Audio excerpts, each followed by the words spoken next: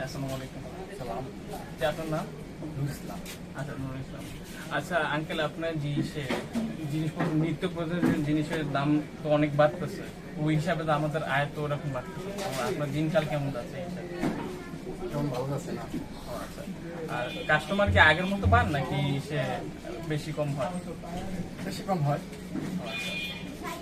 আর আমরা যেমন রং চা আগে দেখুন 5 টাকা প্রতি কাপ পাইতাম, এখন দেখছি দাম একটু বাড়ছে। একটু বাড়ছে। হ্যাঁ, যেমন 5 টাকা থেকে 8 টাকা হয়েছে। তারপর দুধ চা যেমন 10 টাকা দেখতেছি, আরো বাড়তে পারে হয়তো জিনিসপত্র দাম। হতে পারে কিন্তু এটা আমরা করতে পারবো না। ও আচ্ছা। তারপর দোকান এমনি কয়টা থেকে খুলে আর কয়টা বাজে বন্ধ?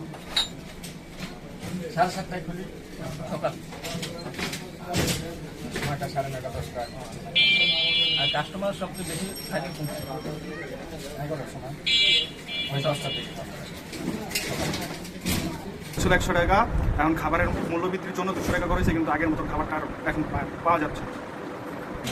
দাম বেড়ে যাওয়ার এই চাপ শুধু একজন চা দোকানদারই নয়, একটি সমস্ত নিম্ন শ্রেণীর মানুষের আয়ের বাস্তবতা। আয় কমে যাওয়া এবং দাম বৃদ্ধি পাওয়ার দণ্ডেই প্রতিদিন টিকে থাকার লড়াই তাদের জীবনের সবচেয়ে বড় চ্যালেঞ্জ। জিনিসপত্রের দাম যেভাবে বাইরে গেছে, এভাবে দোকান চালাইতে অনেক কষ্ট ফেলতেছে, বা দোকান চিন্তা ভাবনা করতেছে যে বন্ধ হয়ে যেতে পারে কি না সন্দেহ।